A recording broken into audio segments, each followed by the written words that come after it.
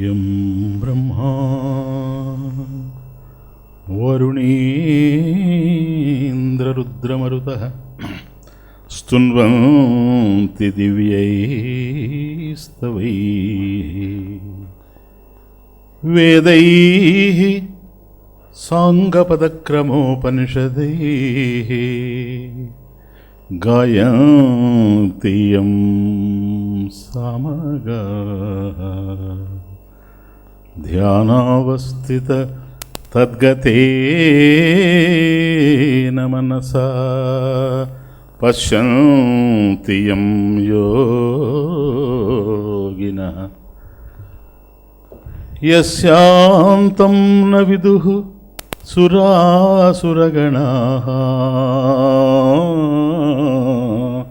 దేవాయ తస్మై నమః. కృష్ణాయ వాసుదేవాయ దేవకీ నందనాయ చ నందగోపకుమారాయ గోవిందాయ నమో నమః. శృతిస్మృతిపురాణానాం ఆలయం కరుణాలయం నమామి భగవత్పాదం శంకరం లోకశంకరం. ఓ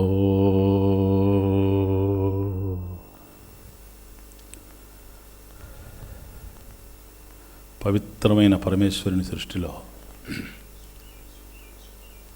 అద్భుతమైన విషయాలు ఎన్నో ఉన్నాయి.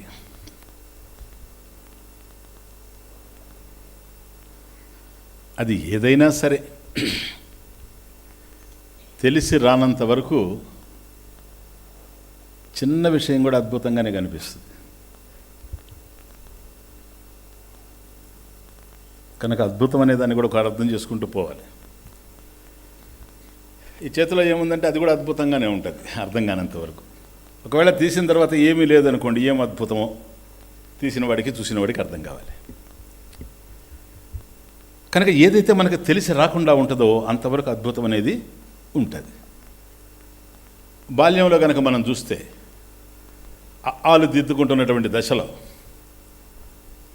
ఆ అక్షరాలే మనకు చాలా అద్భుతంగా కనిపించాయి. అప్పుడు నానా నాకు ABCDEFG కూడా తెలుసు అని చెప్పేవాళ్ళం. అది ఎంత అద్భుతమో ఆ స్థాయికి అది అద్భుతమే. చిన్నపిల్లలుగా ఉండేటప్పుడు అక్షరాలు దిద్దుకునేటువంటి దశలో ఆ అక్షరాలను నేర్పించిన వాడు కూడా చాలా ఆశ్చర్యంగా ఒక అద్భుతమైన మహాశక్తి సమన్వితుడుగా కనపడ్డాడు. పెద్ద ఆల్మైటీ మనకు ఏది మాస్టర్. ఎందుకంటే అక్షరాలు అద్భుతంగా ఉన్నాయి కనుక వాటిని నేర్పించేటువంటి ఆయన చాలా శక్తివంతమైనటువంటి వ్యక్తిగా, మహాద్భుతమైనటువంటి వ్యక్తిగా ఆ దశలో గోచరించారు.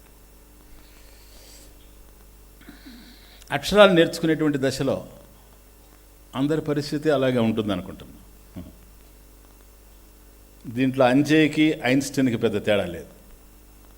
అంజయ్ అయినా ఒకటే, ఐన్స్టీన్ అన్నా ఒకటే, సారయ్య అయినా ఒకటే, షేక్స్పియర్ అయినా ఒకటే, పోలయ్య, పాణిని మహర్షి ఇద్దరు ఒకటే, నో డిఫరెన్స్. ఎందుకని చిన్నతనంలో అలాగే ఉంటుంది, అజ్ఞానంతో ఉన్నాం కనుక. దీనికి కులమతాలు కూడా లేవు. బాబర్ అయినా భాస్కర్ అయినా ఒకటే, బుష్ అయినా, రమేష్ అయినా, సతీష్ అయినా ఎవరైనా ఒకటే. ఎందుకని అందరూ పిల్లలే.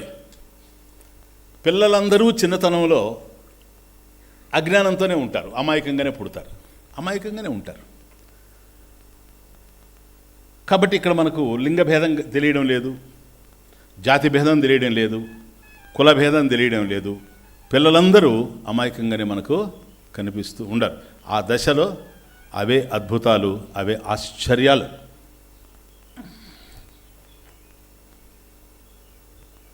ఇలా ఒక్కొక్కటి నేర్చుకుంటూ వస్తుంటే ఒక్కొక్క జ్ఞానం వస్తూ ఉంటుంది.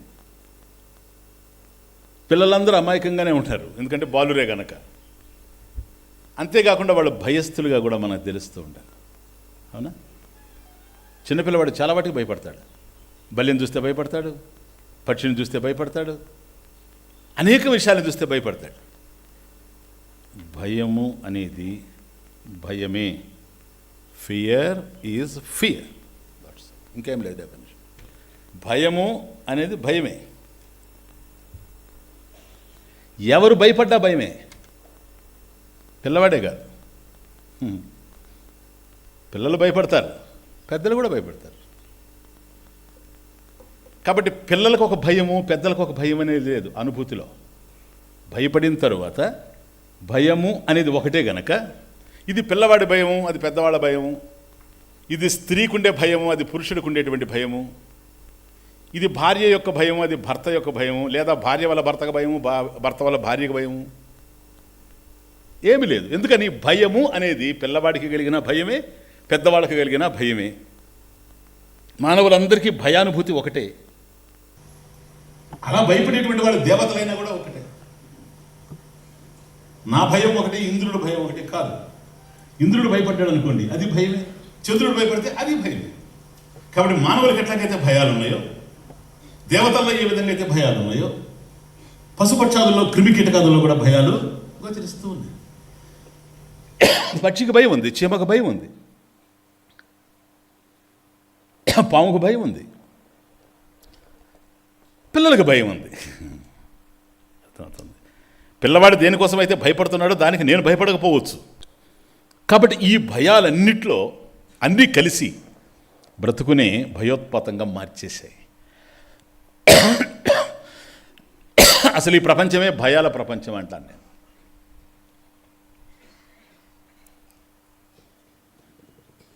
ఈ ప్రపంచాన్ని మనమేమి సాక్షిగా చూడడం లేదు. సినిమాను చూసినట్టు ఈ ప్రపంచాన్ని మనం చూడడం లేదు. ఈ ప్రపంచంలో కొన్ని పనులు చేస్తూ ఉన్నాం. నా చర్యలేవో నాకున్నాయి, వాటి వెనక నా ఆలోచనలు నాకున్నాయి. ఒక్కొక్కప్పుడు నేను అనుకున్నవి జరగకుండా పోతాయి. అప్పుడు నా చర్యలే నన్ను కృంగదీస్తూ ఉంటాయి. ఈ పని చేయకుండా ఉంటే బాగుండేది, అది అలా చేసి ఉంటే బాగుండేదని. కాబట్టి నేను కేవలం నేను చేసేటువంటి చర్యలే కాకుండా నాతో కలిసి చరించేటువంటి వాళ్ళు చాలామంది ఉన్నారు ఈ ప్రపంచంలో. నేను ఎలాగైతే పనులు చేస్తున్నానో వాళ్ళు చేస్తున్నారు, నేను ఎలా చర్యలు ఆచరిస్తూ ఉన్నానో వాళ్ళు ఆచరిస్తూ ఉన్నారు. నా చర్యలేవో నాకున్నాయి. అంతేకాదు, నాతో కలిసి చరించేటువంటి వాళ్ళ యొక్క చర్యలకి నా ప్రతి చర్యలు కూడా ఉన్నాయి, రియాక్షన్స్. ఇక్కడే బ్రతుకు సంఘర్షణలో పడిపోతాం. ఈ రియాక్షన్స్ అనేవి ప్రతిచర్యలు ఎవరితోనైనా కావచ్చు, బిడ్డతో కావచ్చు, భార్యతో కావచ్చు, భర్తతో కావచ్చు, తల్లిదండ్రులతో కావచ్చు. ఇవే సంఘర్షణలు తీసుకొస్తూ ఉన్నాయి, ఇవే సమస్యలను సృష్టిస్తూ ఉన్నాయి ప్రపంచంలో. ఇవన్నీ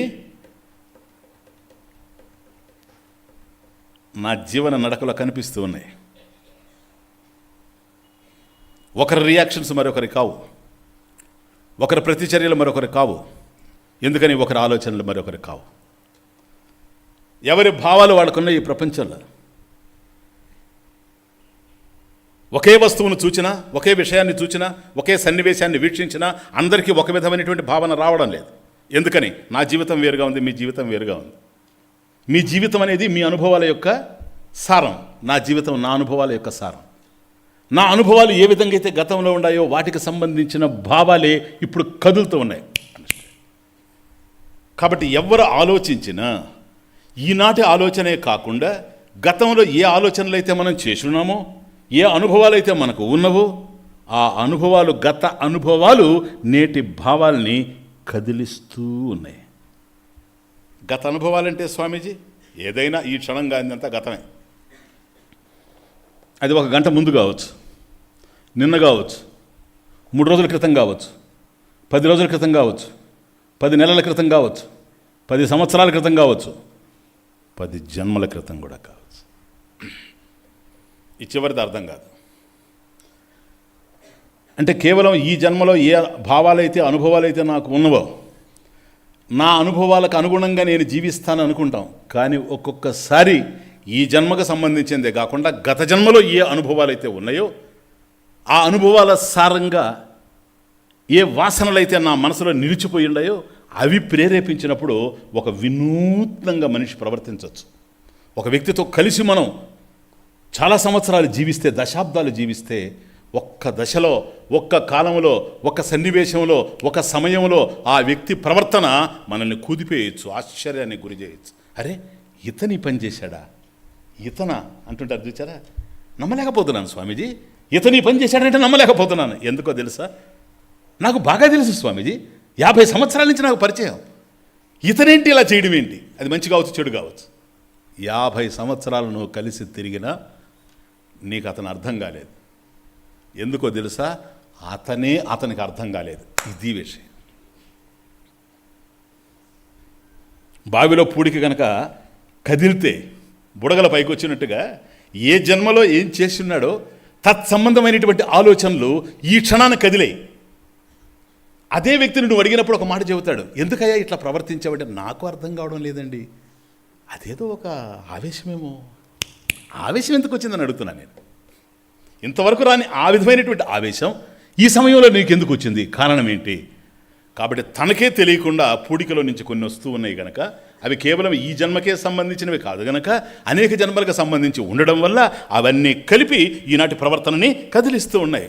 ఇప్పుడు అర్థమైందే? గత అనుభవాలంటే ఇవే కావు, అనేక జన్మల్లో చేసినవి కూడా ఉన్నాయి. ఇవన్నీ పోయాయి. చలమయ్య తాత చచ్చిపోయాడు. అంటే నేను చెప్పేది చలమయ్య గారి తాత కాదు, తాత చలమయ్య అనేటువంటి ఒక తాత ఒక ఇంట్లో చచ్చిపోయాడు. ఈయనను తీసుకెళ్ళి దహనం చేసి వచ్చారు. ఆ ఇంట్లో ముగ్గురే ఉండేది. ఇప్పుడు దహనం చేసిన తాతని, ఇంకా భార్యాభర్త ఉండరు. వీళ్ళకి పెళ్ళయి 27-28 సంవత్సరాలు అయింది ఇప్పుడుండే భార్యాభర్తకి. ఈ తాతగారు 25 సంవత్సరాలుగా వాళ్ళ ఇంట్లోనే ఉన్నాడు. ఆయన చనిపోయాడు, దహనం చేశారు. వీళ్ళిద్దరూ ఉద్యోగాలు చేస్తారు, వీళ్ళకి కొద్ది పేరు ప్రఖ్యాతులు ఉన్నాయి, అందువల్ల చాలా జనం వచ్చారు, చాలా ఖర్చు పెట్టారు కూడా. తీరా వెళ్ళొచ్చిన తర్వాత, కార్యక్రమం అంతా అయిపోయిన తర్వాత, చాలా డబ్బు ఖర్చు పెట్టిన తర్వాత ఓ రోజు ఇద్దరు కూర్చొని మాట్లాడుతున్నారు. అప్పుడు భర్త అంటాడు, చూడు సరళ, ఈ 25 సంవత్సరాలుగా తాత మన దగ్గర ఉన్నాడు, మన మంచితనం మనకుంది, అతని స్వభావం అతనికి, ఎన్ని రకాలుగా మనల్ని బాధలకు గురి చేశాడో నీకు తెలుసు, నాకు తెలుసు. ఒక్కొక్క దశలో విడాకులు తీసుకుంటామని కూడా మనం ఇద్దరు అనుకోవడానికి ఈ తాతే కారణమైనాడు. ఎందుకంటే అంత సమస్య. కొందరు అట్లా ఉంటారు. ఇప్పుడు తేలుంది అనుకోండి, అది కొడతానే ఉంటుంది. ఎందుకు కొడతామంటే ఏం జరుగుతుంది? కాబట్టి కొందరు ఉంటారు, కొందరు చేరిపోతారు మన జీవితాల్లో. ఇంకా వాళ్ళు అంతే, వాళ్ళని ఏం మార్చలేము. మనం అర్థం చేసుకున్న రోజే హాయిగా ఉంటుంది. మార్చడానికి ప్రయత్నం చేశామా ఇంకా దుఃఖమే. ఎందుకంటే మారడు, వాడి చేత కూడా కాదు అది. చూసావా ఇట్లా అయింది. కాకపోతే మన ఇద్దరికి ఏదో అవగాహన ఉండడం వల్ల ఒకరినొకరు అర్థం చేసుకుంటూ, ఒకసారి కోప్పడ్డా, ఒకసారి తిట్టుకున్నా, మళ్ళీ నీ మనసు నేను తెలుసుకొని, నా మనసు నువ్వు తెలుసుకొని, ఎవడి మనసు ఎవడు తెలుసుకుని ఏదో నడిచిపోయింది కనుక ఈరోజు మనం హాయిగా ఉండగలిగాము. లేకపోతే ఎప్పుడో విడిపోయి ఉండేవాళ్ళం ఇతను చేసినటువంటి పని. అయినా సరళా, నువ్వంటే నాకు ప్రాణం కనుక నేను భరించాను, కానీ అతను మీ తాతనే. నీ మీదే కనుక నాకు ఇంత ప్రేమ కాకుండా ఉండుంటే, అతను మీ తాత కాకుండా మరొక అతను అయి ఉంటే ఎప్పుడో బయటికి ధర్మేసి ఉండేటువంటి వాడిని. నీ మీద ఉన్న ప్రేమ కొద్ది నువ్వు బాధపడతావేమోనని నేను అతను పంపలేదు అన్నాడు. ఆవిడ స్టన్ అయి, ఏంటి చలమయ్య తాత మా తాత, మీ తాత కదా? This is life.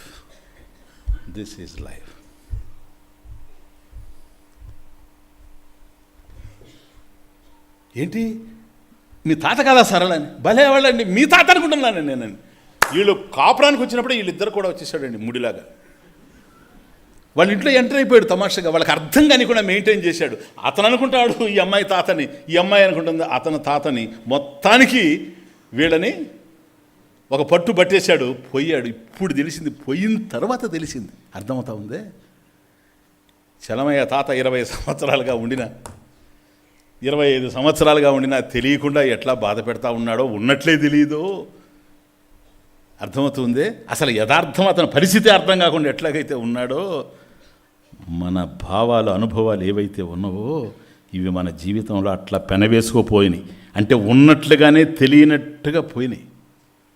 ఇవి ఏదో అరటిపండు ఒలిచి తొక్కన పారేసినట్టుగా పారేయడం కాదు, ఇది చర్మం ఒలిచినట్టే ఉంటుంది. Please understand.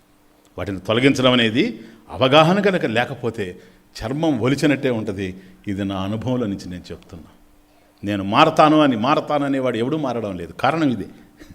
మారకూడదని కాదు, మళ్ళీ వచ్చేటప్పటికి క్యారెక్టర్ బయటపడిపోతుంది. తన జీవితం ఏదైతే ఉందో అది ముందుకు వస్తూ ఉంటుంది.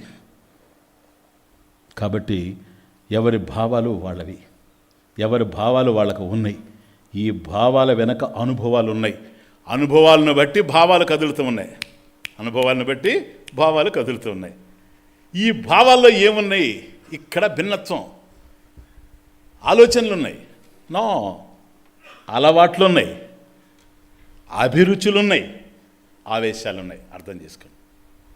నువ్వు కోరింది నేను కోరను, ఎందుకని నా అభిరుచి వేరు, నీ అభిరుచి వేరు. కారణం నీ అనుభవం వేరు, నా అనుభవం వేరు. కాబట్టి గతంలో నీకున్న అనుభవాలు వేరుగా ఉన్నాయి, నాకున్న అనుభవాలు వేరుగా ఉన్నాయి. కనుక నీ అభిరుచులు వేరుగా ఉన్నాయి, నా అభిరుచులు వేరుగా ఉన్నాయి. నీ అలవాట్లు వేరుగా ఉన్నాయి, నా అలవాట్లు వేరుగా ఉన్నాయి. నీ ఆవేశాలు వేరుగా ఉన్నాయి, నా ఆవేశాలు వేరుగా ఉన్నాయి. ఆవేశాలు ఎప్పుడు ప్రగతిని అందించు. ఆవేశం ఏదైనా సరే పతనానికి దారితీస్తుంది. బాగా అర్థం చేసుకోండి. ఆవేశాలతో సుఖపడ్డ వాళ్ళు ఎవ్వరూ లేరు.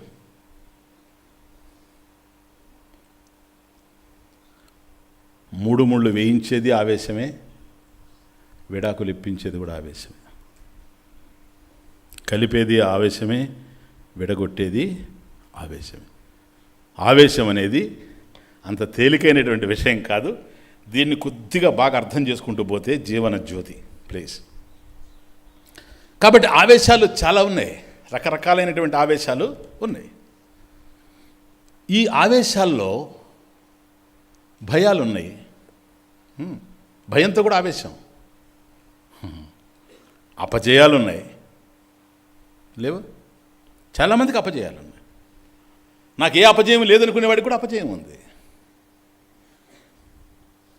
బాగా అర్థం చేసుకొని ఈ అపజయం కలుగుతుందేమో అనేటువంటి ఒక భయం రావడానికి ఏం కారణం స్వామీజీ? గతానుభవమే కారణం కాదు. గతానుభవమే కాదు, ప్రస్తుతం కూడా ఉంటుంది కొంత. ఇది అర్థం చేసుకుంటూ పోవాలి. ఏమిటి? ఇప్పుడు ఎలక్షన్ వచ్చిందనుకోండి, ఒక వ్యక్తి నిలబడతా ఉన్నాడు. ఆ వ్యక్తికి ఓటమి తెలియదు. గతంలో కూడా గెలిచిన వాడే కానీ ఓడినవాడు కాడు. అలాంటి వాడు నేను ఓడిపోతానేమో అనే సందేహంలో కొట్టుమిట్టాడుతూ ఉన్నాడు. ఇది ఇతని అనుభవం కాదు. గతంలో ఓడిపోయినవాడు ఈసారి ఓడిపోతాను అనుకుంటే వాడికి అనుభవం ఉంది. అది ఓటమి తెలియని వాడు నేను ఓడిపోతానేమో అనుకుంటూ ఉన్నాడు. కారణం ఏంటి చెప్పండి? తనకు ఓటమి తెలియకపోయినా గతంలో గెలిచాను కనుక ఇప్పుడు గెలుస్తానని అనుకోవచ్చు. కానీ గతంలో గెలిచిన అనుభవమే ఉండినా ఇప్పుడు ఓడుతానేమో అని ఎందుకు అనుకుంటూ ఉన్నాడో తెలుసా? అంతకుముందు ఎవడైతే గెలిచాడో వాడినే ఇతను ఓడగొట్టాడు గనక. కాబట్టి అంతకుముందు గెలిచినవాడు నా చేతిలో ఓడిపోయాడు. నాకు ఓటమి తెలియదు, ఇతన్ని ఓడించాను, నేను గెలిచాను. అప్పుడు గెలిచినవాడు నా చేతిలో ఓడాడు గనక ఇతని మీద గెలిచిన నేను రేపు ఇంకొకటి చేతిలో ఓడితే, I tell you plainly, Manmohan సింగ్కి ఓటమి తెలియదు. ఎందుకని అతను ఎప్పుడు నిలబడలేదు. నిలబడకుండానే కొంతమంది కూర్చుంటారు కుర్చీలు వస్తే. అర్థమవుతుందే? మరి ఓటమి తెలియనటువంటి మన్మోహన్ సింగ్ ఇప్పుడు నిద్రపోవడం లేదనుకుంటున్నా నేను. నీకు ఎందుకయ్యా నీకు నిద్రపోలేదు? నాకు ఓటమే తెలియదు. నీకు ఓటమి తెలియదు కదా mister Manmohan Singh, honourable prime minister, నీకెందుకైనా నిద్ర పట్టడం లేదని. అయ్యో రామచంద్ర, నేను ఎట్లాగైతే ఓటమి తెలియకుండా ఉన్నానో అసలు నిలబడలా నేను. కానీ నిలబడి కూడా ఓటమి తెలియనటువంటి ఒకనొక వ్యక్తి 50 సంవత్సరాలుగా నా ముందు ప్రైమ్ మినిస్టర్ ఆయన పోయాడు కనుక నో కాన్ఫిడెన్స్లో. కాబట్టి ఎప్పుడూ ఓటమి ఎరగనటువంటి వాజ్పేయి దిగిపోయినప్పుడు మై క్యా కరూ రామ్ ముజే బుడ్డా మిల్ గయా, అది old man story, old story, Buddha Mil Gaya. చెప్పండి. కనుక నా అనుభవమే కాకుండా ఇక్కడ కూడా కొన్ని చూస్తూ ఉన్నాను కనుక కాబట్టి ఇవి చూచినప్పుడు, వీటిని పరిశీలించినప్పుడు నేను కూడా ఓడిపోతానేమో, ఆ భయం అతనికి అర్థమవుతుంది. ఎవరికైనా ఎవరికి మీకు అర్థం కావడానికి చెప్పాను. మంది ప్రజాస్వామ్యం కనుక ఏం మాట్లాడిన ఊరి తీరు కనుక అర్థమవుతుంది. ఇప్పుడు అర్థమైంది కదా మీకు. దేర్ఫోర్ ఈ భయాలు మనసులో ఉన్నాయి. ఎందుకని? సందేహాలు ఉన్నాయి కనుక. సందేహాలు, భయాలు మన గత అనుభవాలతో ముడిపడి ఉన్నాయి. ఇప్పుడు మనం చూస్తున్న వ్యక్తుల మీద కూడాను ఇవి ఆధారపడి ఉన్నాయి. అందువల్ల ప్రతి ఒక్కరు చూడండి, పరీక్షకు పోయే పిల్లవాడు నేను పాస్ అవుతానో లేదు, ఇంటర్వ్యూకి పోయేవాడు నాకు ఉద్యోగం వస్తుందో రాదో, క్రీడాకారుడు ఈసారి కప్పు తీసుకుంటానో లేదో.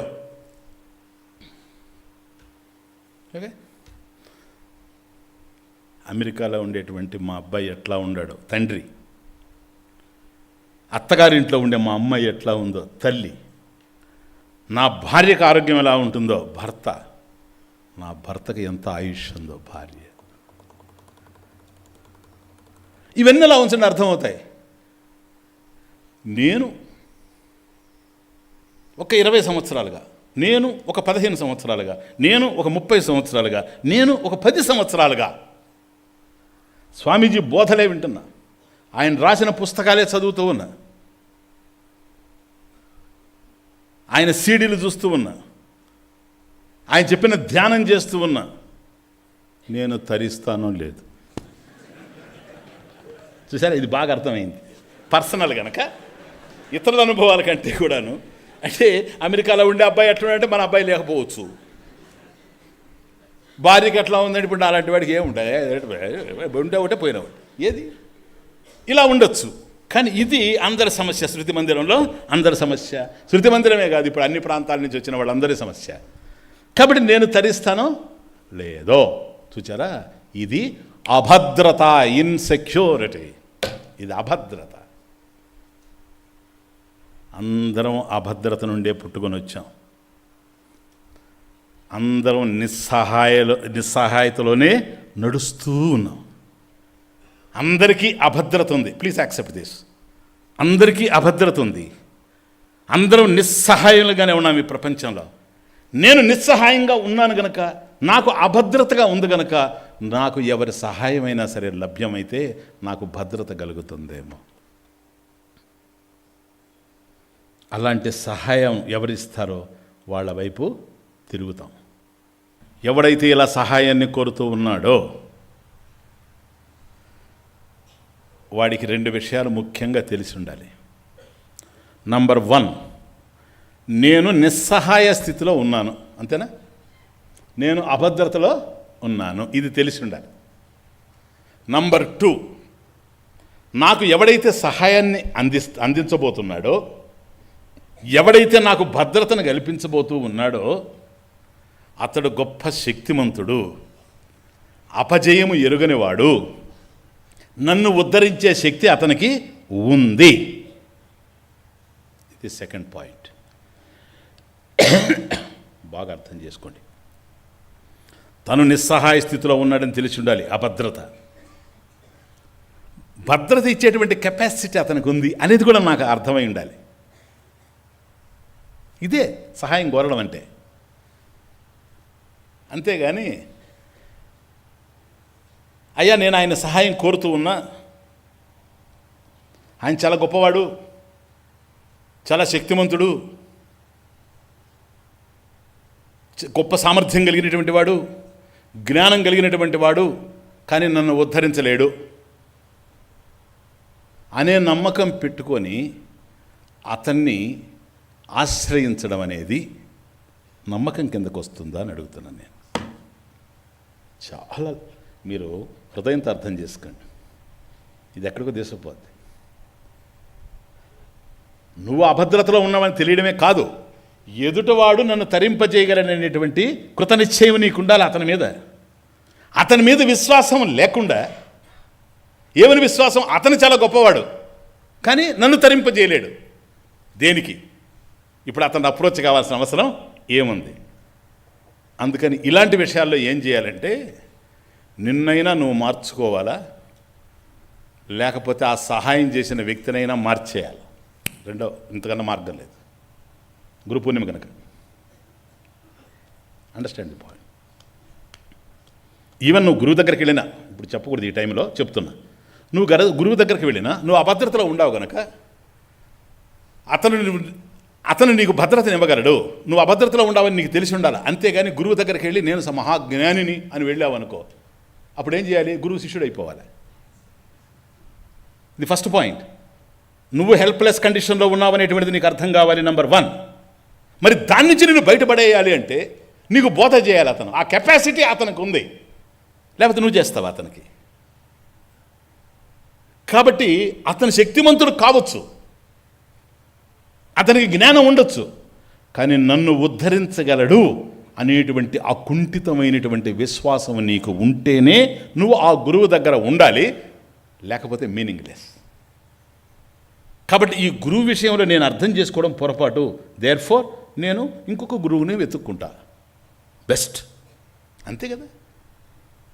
అందరినీ ఇప్పుడు బట్టలు ఉతికేవాడిని మారుస్తున్నాం, గుడ్డలు కుట్టేవాడిని మారుస్తున్నాం, అందరినీ మారుస్తున్నాం కదా. హోటల్కి పోతాం, ఆ హోటల్లో బాగాలేదంటే ఇంకో హోటల్లో తింటాం. ఎందుకంటే నీకు భద్రత కనుక. నేను అభద్రతలో ఉన్నానని నీకు తెలిసి ఉండాలి మొట్టమొదటి, నెంబర్ 1. ఇది ఇంపార్టెంట్. అంతేగాని అభద్రతలో ఉండేవాడు ఎవరినైతే ఆశ్రయించాడో అతనికే బోధ చేయడానికి కనుక మొదలుపెట్టాడంటే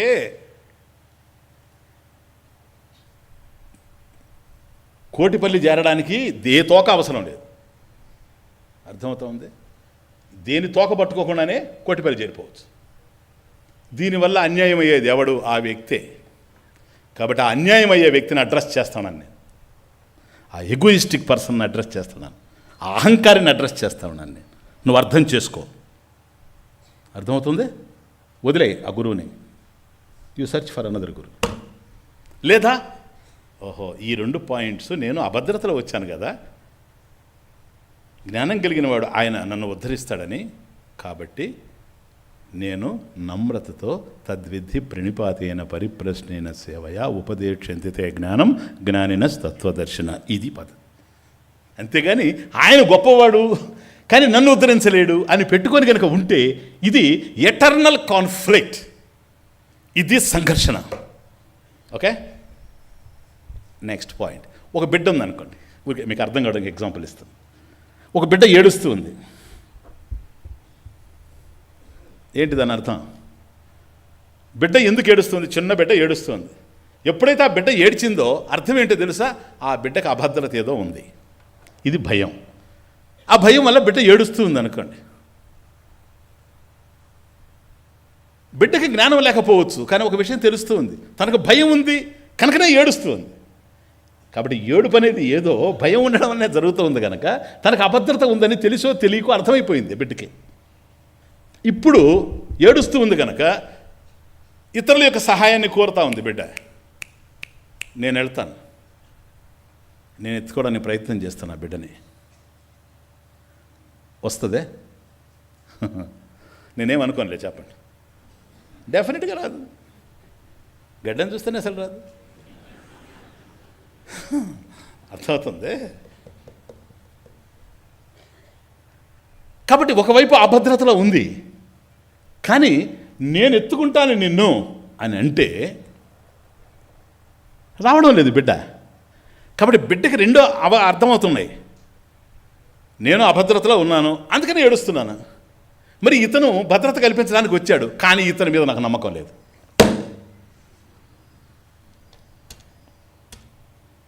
ఓకే, నమ్మకం ఉంటే వస్తుంది నా చేతికి. సో నేను ఎత్తుకుంటాను నాన్న అంటుంటే కూడా రావడం లేదు. ఎత్తుకోవాలనే ఉంది ఆవిడికి. ఎందుకో తెలుసా? తర్వాత వాళ్ళు వస్తారు, ఎత్తుకుంటారు, ఏడు పడిపేస్తుంది.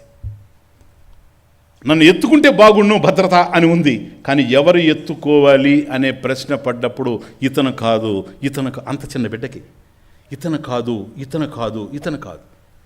మరి ఎవరు రావాలి? వాళ్ళు ఎవరు? తండ్రి కావచ్చు, తల్లి కావచ్చు. వాళ్ళు వచ్చారనుకోండి, రాగానే చేతులు అందించేస్తుంది. వాళ్ళు ఎత్తుకుంటారు, ఏడు పాపేస్తుంది. See the point.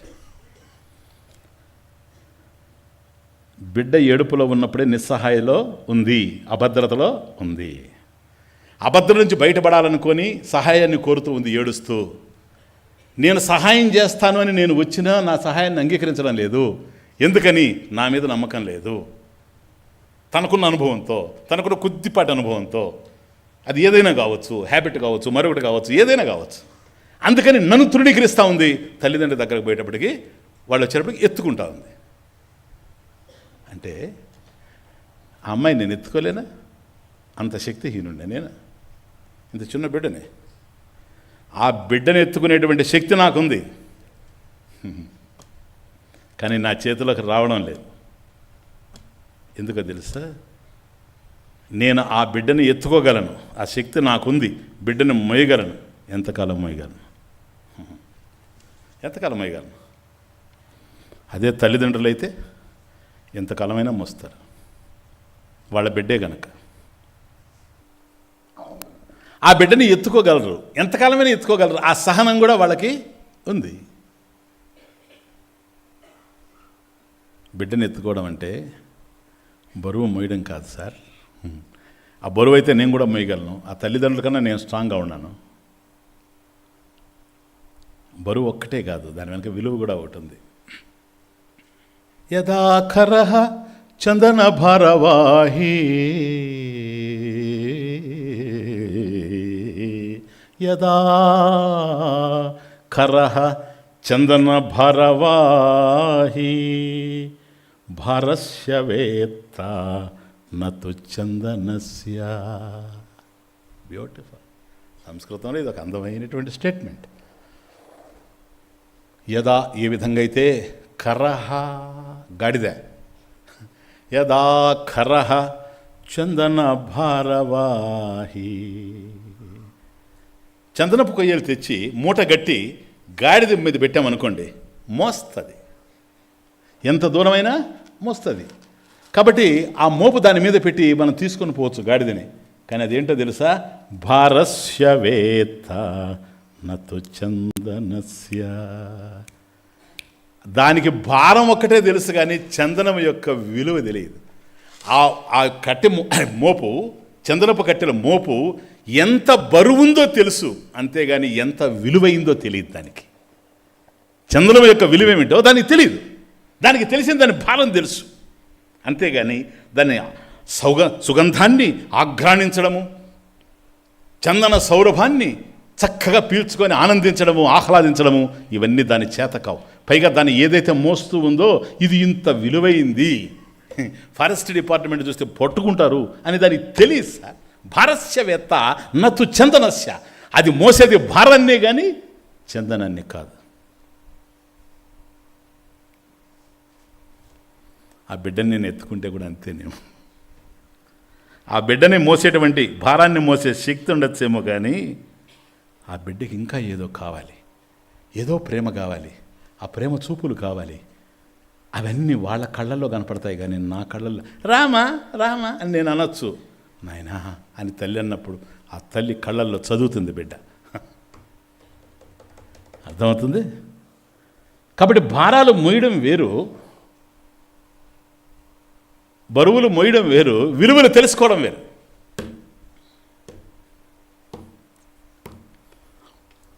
కనుక బిడ్డ తల్లి దగ్గరికి పోతుందే కానీ, తండ్రి దగ్గరకు పోతుందే కానీ మన దగ్గరికి రమ్మంటే రాదు. నేను రక్షణ కల్పించవచ్చు బిడ్డకి, రక్షణ ఒక్కటే సరిపోదు సార్. ఇది చాలా పెద్ద సబ్జెక్ట్. ఈ ప్రపంచంలో తల్లిదండ్రులు చాలామంది రక్షణను కల్పిస్తారు బిడ్డలకి, అది వాళ్ళ ధర్మం. రక్షణ కల్పించడం తల్లిదండ్రులకు సులభం. రక్షణ కల్పించే తల్లిదండ్రులు సులభంగా దొరుకుతారు. శిక్షణనిచ్చేటువంటి తల్లిదండ్రులు దొరకడం అంత సులభమైనటువంటి పని కాదు.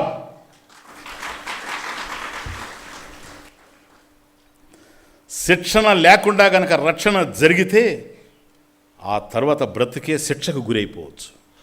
Understand the point. కొన్ని కుటుంబాల్లో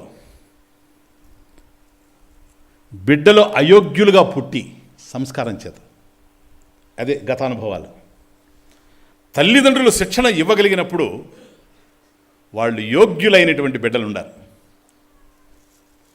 అంటే చైల్డ్ సైకాలజీ కనుక తెలిసి చిన్నపిల్లవాడు ఏ విధంగా ప్రవర్తిస్తున్నాడో చూస్తే సైకాలజిస్ట్ చెప్తాడు, మనం చెప్పలేకపోవచ్చు. ఈ పిల్లవాడు పెద్ద అయితే ఈ విధంగా తయారవుతాడు. సరేనా? ఇప్పుడు మనం అంటుంటాం చూడండి, చిన్న అవి వాస్తవమా వేరే అని విషయం. అన్నీ ఒక దగ్గర పోసి ఎత్తుకోమన్నాడు అని అంటే పిల్లవాడికి ఏం కావాలని, ఒకడు పోయి కలం పట్టుకున్నాడు, ఒకడు పోయి కత్తి పట్టుకున్నాడని. కలం పట్టుకున్నాడు కవి అవుతాడు, కత్తి పట్టుకున్నాడు రాజకీయవేత్త అవుతాడు, ఏదో ఇంకోటి వాట్ ఎవర్ ఇట్ ఈస్. అర్థమవుతుంది. అది ఎట్లాగైతే చిన్నపిల్లల్ని స్టడీ చేస్తామో అట్లాగే చైల్డ్ సైకాలజీలో పిల్లల యొక్క మనస్తత్వ శాస్త్రంలో చాలా ఉంది. వాళ్ళని చిన్నప్పుడే నిర్ణయం చేసేయచ్చు మనం. అర్థమవుతుంది.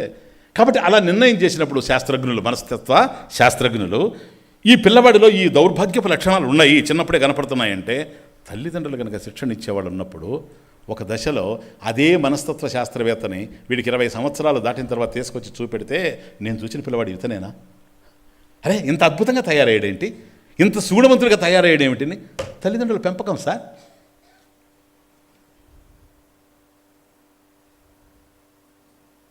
కానీ మంచి సంస్కారవంతుడైనటువంటి బిడ్డ పుట్టి చిన్నప్పుడే వాడి సంస్కారాలు బయటపడుతూ ఉండినా, శిక్షణనిచ్చేటువంటి సంస్కారం లేనటువంటి తల్లిదండ్రుల చేతిలో పడినటువంటి బిడ్డలు అయోగ్యులుగా, దుష్టులుగా, తల్లిదండ్రులకే అర్థం కానిటువంటి దౌర్భాగ్యులుగా తయారైపోవడం మనం చూస్తున్నాం సమాజంలో. ఫ్యాక్ట్స్ ఇవన్నీ అంగీకరించాలి. బిడ్డ ఎవరైనా బిడ్డే. బాగా బిడ్డలు ఎవరైనా ఒకటే. రాష్ట్రపతి కొడుకైనా ఒకటే, రాళ్ళు కొట్టేవాడు కూతురైనా ఒకటే. చిన్నపిల్లలు వాళ్ళందరూ అమాయకమే, అందరూ భయంలోనే ఉండారు, అందరూ అభద్రతలోనే ఉండారు. కానీ ఇంత అభద్రతలో ఉండేటువంటి పిల్లల్ని, నిస్సహాయ స్థితిలో ఉండేటువంటి పిల్లల్ని ఎలా శిక్షణనిచ్చి పెంచాలో తల్లిదండ్రులకు తెలియనప్పుడు ఏదో గారాభమే రేపు వాడిని గరీబు చేస్తుంది అనుకుంటే అర్థమవుతుంది. ఈ గారాబాలకు అర్థం ఏంటి? ఈ పెంపకానికి అర్థం ఏంటి? వాడు ఎంత పెద్దవాడైనా సరే వాడు చిన్నప్పుడు పెరిగినటువంటి వ్యవహారం అంతా వాడి జీవితంలో కనపడతా ఉంటుంది అడుగడుగున. అలాంటి వాళ్ళు ఎప్పుడు చేయని తప్పులు చేసేస్తారు. అసలు ఎంతవరకు పోతుందంటే ఒక దశలో గురువు నపి ధిక్కరవుతి అన్నది శాస్త్రం. మర్డర్ అయినా చేయొచ్చు కానీ జీవితంలో చేయకూడని పని ఒకటే ఉందన్నది సనాతన ధర్మం. అవసరమైతే భగవంతుడు లేడంటే కూడా పాపం లేదేమో, కానీ ఒక్క పని చేయకూడదన్నది సనాతన ధర్మం. ఏంటో తెలుసా? సద్గురువు విషయంలో, జ్ఞానాన్ని బోధించేటువంటి గురువు విషయంలో ధిక్కరించేటువంటి మాత్రం మహాపాపి అని శాస్త్రం నిర్ణయం చేసింది. కానీ ఈ లక్షణాలు ఉండేవాడు గురువు నపి ధిక్కరవుతి, వాడు గురువుని కూడా అతనికి ఏం తెలుసని కొట్టాడు పడేయగలడు. నేను చెప్పింది నువ్వు విను అనగలడు, నువ్వు చెప్పే తప్పు అనగలడు. అండర్స్టాండ్? దీని వెనక ఈ పెంపకం ఉంది. ఈ విధమైనటువంటి పెంపకంలో బిడ్డలు ఎవరైనా ఒకటే గనక, అందువల్ల చూడు, ఒకటి ఒక పెద్ద తీవ్రవాది బిడ్డ నేను కూడా తీవ్రవాది అవుతాను అంటున్నాడు. కానీ హిరణ్యకశిపుడి యొక్క బిడ్డ మహాభక్తుడయ్యాడు. What is it? ఏం చెప్పు చూసారా? ఎందుకో తెలుసా? రక్షణని హిరణ్యకశిపుడు ఇచ్చాడు, శిక్షణని నారద మహర్షి ఇచ్చాడు. ఒక్కోసారి అట్లన్నా అందాల, ఇది అందకుండా అది అందకుండా పోయినప్పుడు వాళ్ళు ఏ విధంగానే కూడాను అయ్యేటువంటి అవకాశం ఉంది. కాబట్టి శిక్షణనిచ్చేటువంటి తల్లిదండ్రులు కాదు, రక్షణనిచ్చేటువంటి తల్లిదండ్రులు కాదు, శిక్షణనిచ్చేటువంటి తల్లిదండ్రులు అయితే బిడ్డల్ని సరిగా తీసుకురాగలరు. ఎందుకని? వాళ్ళు అభద్రతలో ఉండారు. ఈ అభద్రతను పోగొట్టమని నీ వైపు చూస్తూ ఉన్నారు కనుక ఆ శక్తి నీకు ఉండాలి. నీకు ఉంటే వాళ్ళకి సహాయం అందించగలవు, లేకపోతే వాళ్ళని పాడు చేయగలవు. ఎంతమంది తల్లిదండ్రులు శిక్షణని చక్కగా అందించగలరు బిడ్డలకి? శిక్షణనివ్వడం అంత తేలిక? నెక్స్ట్ పాయింట్, ఒకేసారి తల్లిదండ్రులనిచ్చి బిడ్డల్ని సుశిక్షితులుగా తయారు చేయాలి అని ఎక్స్పెక్ట్ చేయడం న్యాయమా అని అడుగుతున్నాను నేను ఈ సభలో. నో. శిక్షణనిచ్చేంత శక్తి వాళ్ళకుందా? అవసరం లేదా? అంటే వాళ్ళకి ఏమీ తెలియకుండా ఎట్లా శిక్షణ ఇస్తారు? చిన్న చిన్న విషయాలండి. సపోజ్ ఒక సెక్యూరిటీ గార్డుని పెట్టుకున్నాం అనుకోండి. ఓ సెక్యూరిటీ గార్డు నువ్వు పెట్టుకుంటే ఎంత సెషన్ ఇస్తున్నావు ట్రైనింగ్? ఇవ్వడం లేదు. ఊరికే సెక్యూరిటీ గార్డు పెట్టుకొని నెలకి జీతం తీసుకుని పోంటావా? ఇదిగోవయ్యా నువ్వు ఇక్కడ నిలబడుకొని ఉండాలి, దిస్ ఈజ్ ఎవరికే, ఇది ప్లేస్, ఈ గేట్ దగ్గర నువ్వు నిలబడుకొని ఉండాలి, వచ్చిన వాళ్ళతో ఇలా మాట్లాడాలి, ఇలా మాట్లాడినప్పుడు ఇలా మాట్లాడాలి, ఇలా మాట్లాడితే ఇలా మాట్లాడాలి, ఇవి అడిగితేనే సమాధానం చెప్పాలి, ఇవైతే సమాధానం చెప్పకూడదు. సరేనా? ఇలాంటి వాళ్ళతో ఇలా డీల్ చేయాలి, అలాంటి వాళ్ళతో అలా డీల్ చేయాలి. సరేనా? ఆ వచ్చేటువంటి వాడు ఏం తెస్తున్నాడో చేతిలో చూడాలి నువ్వు. మళ్ళీ తిరిగి వెళ్ళిపోయేటప్పుడు ఎలా పోతున్నాడో కూడా చూడాలి. అవసరమైతే కొన్ని ముఖ్యమైనటువంటి విషయాలు నువ్వు రాసుకోవాలి. కొత్త విషయాలు వచ్చినప్పుడు మాకు ఇవి తెలియజేయాలి అని. ఆఫ్టర్ ఆల్ నీ ఇంటి ముందు కాపలా ఉండేటువంటి ఒక సెక్యూరిటీ గార్డుకి ఇంత ట్రైనింగ్ ఇస్తున్నాం కదా. ఇస్తే కదా తన పని తను చేస్తున్నాడు. తల్లిదండ్రులకి బిడ్డల్ని ఈ విధంగా పెంచాలి అనే ట్రైనింగు ఎవరు ఇచ్చారు అని నేను అడుగుతున్నా. ఇవ్వలే. మరి వాళ్ళకి ఆ శిక్షణ ఇవ్వకుండానే వీళ్ళని వాళ్ళు శిక్షణలో పెట్టాలి అని అనడం ఎంతవరకు సమంజసం? స్వామీజీ ఇంక దీనికోసం ఎందుకనంటే పెళ్లి చేసుకుంటారు అంతే. ఇప్పుడు అనుకుంటున్నాను జస్ట్ ఒకరు ప్రేమించి చేసుకుని they fell in love with each other, they marry, okay. ఇప్పుడు ఈయన ఆమెను పెళ్లి చేసుకుని ఆయన పెళ్లి చేసుకుంటారు అంతే కదా. పెళ్లి చేసుకుంటే ఈయన భర్త అయిపోతాడు, ఆమె భార్య అయిపోద్ది. తర్వాత ఓరి నాయన ఆవేశాలను ఎవరు కంట్రోల్ చేస్తారు? పెళ్ళైన తర్వాత బిడ్డ పుట్టకపోతే ఎందుకు పుట్టలేదని ప్రశ్న. డాక్టర్ దగ్గర పోవాలన్నా లేకపోతే స్వామీజీ తీర్థం పోయాలన్నా, ఏదో ఒకటి తీర్థక్షేత్రాలకు పోయి తిరగాలన్నా. కాబట్టి లేక పాపం ఉందా గతంలో? ఏంటి ఇది ఇది ఇది చేస్తావా, హోమం చేస్తావా? ఎంతవరకైనా చేయొచ్చు. ఎందుకని మొన్ననే కదా 73 సంవత్సరాలు ఆవిడ డెలివరీ అయింది. ఎంతవరకైనా చేయొచ్చు సార్. చూడ మీరు మొన్న న్యూస్ కొత్త వింటున్నాం. 74 yearsకి she begot a child. The father is 78, mother is 74. She is unable to lift the baby. Husband is helping her. What a wonderful, amazing, what a society it is. ఎందుకో తెలుసా? అదేనా ఇవన్నీ కదా నాకు పుస్తకాల. నేనేం చెప్తాను మీకు, ఇప్పుడు ఎందుకయ్యా నాకు ఆలోచన పడింది. అందరూ పేపర్లు చూస్తారు, అందరూ టీవీలు చూస్తారు. నా కర్మ ఏందో నేను డిఫరెంట్గా చూస్తా. ఇది నా బ్యాక్గ్రౌండు, నా గతానుభవం, శాస్త్రాన్ని చూసి అట్లా అయిపోయింది. ఇప్పుడు నేను ఆలోచించాను, ఇంత వయసులో పిల్లలు కావాలని ఇంత ఎందుకు శ్రమించాడు? కారణం ఏంటి అని అంటే ఆయనకు ఆల్రెడీ 3 పిల్లలు ఉన్నారట. వాళ్ళని చూపించాడు, పెద్దోళ్ళు. వాళ్ళు ఇతన్ని చూడడం లేదట. అందుకని ఒక పిల్లవాడు కనుక ఉంటే, 3 అమ్మాయిలు ఉండి చూడడం లేదు కనుక ఒక్క పిల్లవాడు కనుక ఉంటే మనల్ని చూడకపోతాడని ఇద్దరు కలిసి మాట్లాడుకొని దించారు. ఇప్పుడు అయ్యా 78 సంవత్సరాలు నీకు, 73 సంవత్సరాలు ఆవిడికి, ఇంతకాలం 3 మీకు ఆల్రెడీ ఉన్నారు. ఆ 3 మిమ్మల్ని 70 సంవత్సరాలంటే 50 వేసుకొని పోనీ 60 వేసుకొని పుట్టిన తర్వాత మిమ్మల్ని ఇంతవరకు వాళ్ళు దంచారు, బాగా దంచారు. దంపుడు బియ్యం, తెలంగాణ దంచుడు, సరేనా? దంచి వదిలిపెడితే ఎందుకు దంచాల్సి వచ్చింది నిన్ను? నువ్వు శిక్షణ ఇవ్వకపోవడం వల్లే. అర్థమైందా? 70 సంవత్సరాల వరకు దంచులు జరిగిన తర్వాత ఇప్పుడు వీడు పుట్టి వీడు కాపాడతాడట. అంటే వాళ్ళకి శిక్షణ ఇవ్వలేకపోయావు, వీడికి ఇస్తావా నువ్వు? ఈ మధ్యలో ఏ ట్రైనింగ్ క్లాస్ స్కూల్లో చదివావు నువ్వు శిక్షణ ఇవ్వడానికి? లే. అర్థమవుతుంది? ఇప్పుడు వీడికి మాత్రం ఏమి ఇస్తాడు? వాళ్ళకి ఇచ్చింటే వాళ్ళు బాగుండేవాళ్ళు, కనుక వాళ్ళకి ఇవ్వలేకపోయావు. ఇప్పుడు వీడిని తయారు చేసి వీడికి ఇస్తానంటున్నావు. నువ్వు వాడికి ఇచ్చేలోగా వాడు పుచ్చుకునే పరిస్థితిలో ఉండడు. ఎందుకని? మీరిద్దరు ఉండరు కనుక.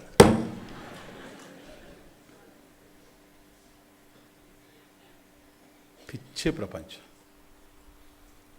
ఇలా ఆ దంపతులే ఆలోచించగలరు, కానీ ఆ వయసు కలిగిన వాళ్ళు సత్సంగాల్లో చాలామంది ఉన్నారు, వాళ్ళు ఆలోచించడం లేదని నేను అనుకుంటూ ఉన్నా.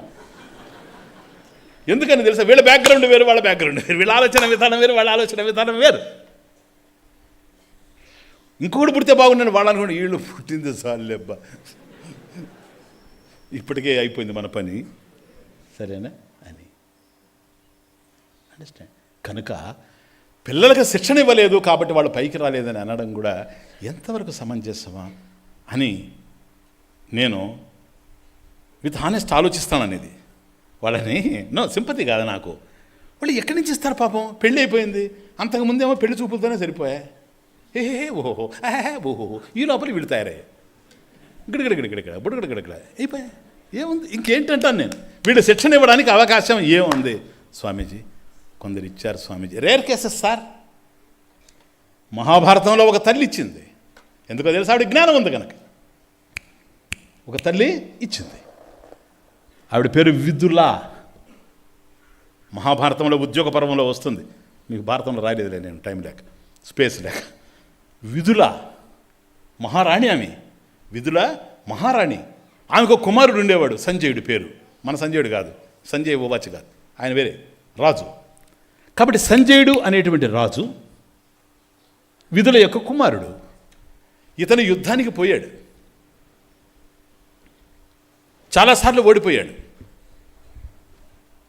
నిస్తేజుడయ్యాడు. ఇంక నేను గెలవలేను అనుకున్నాడు, భయం ఆవరించింది. ఎన్నిసార్లు ఇలా ఓడిపోతానని తిరిగి వచ్చేసాడు. ఇక్కడ చూడండి తమాషా ఎట్లుంది. ఒకే ఒక సెంటెన్స్ అన్నది తల్లి విధుల, ఒకే ఒక వాక్యం, అంతే. వాడు తిరిగి వెళ్ళాడు, గెలుచుకొని వచ్చాడు. Only one sentence. ఏంటో తెలుసా అది? ముహూర్తం జ్వలితో శ్రేయో నతు ధూమాయితం చిరం. రే అబ్బాయి సన్నీ ఇట్రా, చూడతామట. సంజయ ఇట్రా, నేనా? ఏంటమ్మా భయపడి వచ్చావా? ఛే, జీవితంలో ఎప్పుడైనా పోతాంరా, అది కాదు కావాల్సింది. ముహూర్తం జ్వలితం శ్రేయో, ముహూర్తం జ్వలితం శ్రేయ నతు ధూమాయితం చిరం. దివ్యంగా ప్రకాశిస్తూ ఒక ముహూర్త కాలం బ్రతికితే చాలరా ఈ ప్రపంచంలో. నతు ధూమాయితం చిరం, పొగ రాసుకుంటూ యుగాలు తరబడి బ్రతకడం కన్నా దేదీప్యమానంగా ప్రకాశిస్తూ దివ్యమైనటువంటి తేజస్సుతో రాణిస్తూ ఒక ముహూర్త కాలం బ్రతికితే చాలరా ఈ ప్రపంచంలో. What a wonder, amazing. She is the mother, she is the mother. ఆవిడ తల్లి, మాతృదేవో భవ. ఒక్క సంజయుడికే కాదు తల్లి, నాకు కూడా తల్లి, మీకు కూడా తల్లి. ఇలా జ్ఞానంతో కదిలించేటువంటి ఒక వాళ్ళు కావాలా. ముహూర్తం అంటే ఎంత తెలుసా? సంస్కృతంలో ముహూర్త అంటే ముహూర్తం 12 సెకండ్లు, 12 seconds, second second second second second second 12 second. కాబట్టి దివ్యంగా ప్రకాశిస్తూ దేదీప్యమానంగా శోభిస్తూ 12 సెకండ్లు బ్రతికితే చాలరా. నతు ధూమాయితం చిరం, యుగాలు తరబడి పొగ రాసుకుంటూ కాంతి లేకుండా, శాంతి లేకుండా, జ్ఞానం లేకుండా బ్రతకడం కన్నా ముహూర్త కాలం దేదీప్యమానంగా ప్రకాశిస్తే చాలు అన్నది. అంతే. నువ్వు పోయి యుద్ధం చేయని అన్నదా.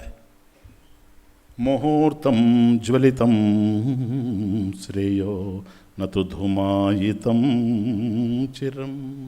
ఈ ఒక్క వాక్యం ఉద్యోగ పర్వంలో వాడిని ఉద్యమించేటట్టు చేసింది సంజయుడిని. వీళ్ళు గెలిచి వచ్చేసాడు అంతే.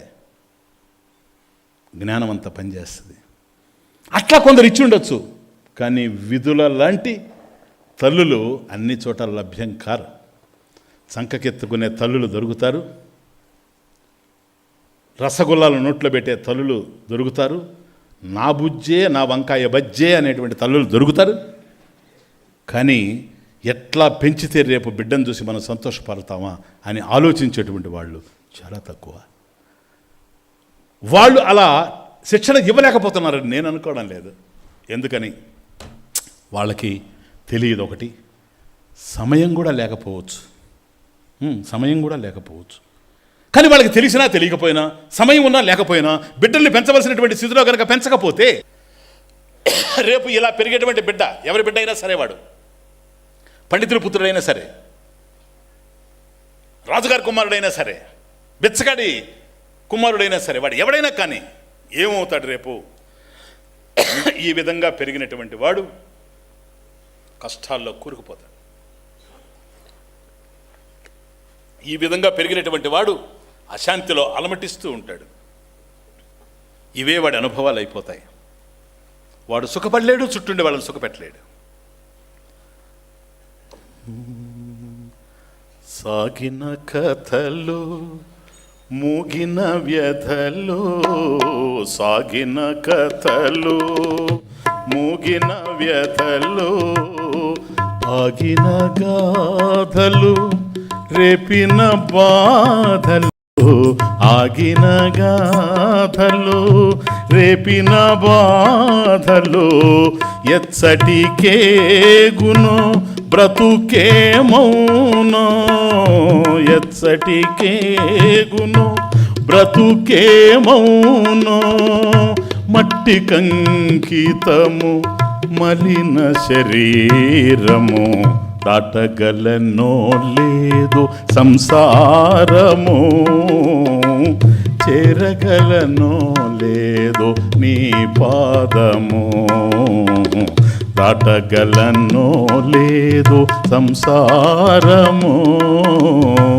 చేరగలనో లేదు నీ పాదము. కారు తిమిరాల కడలి సుడులలో,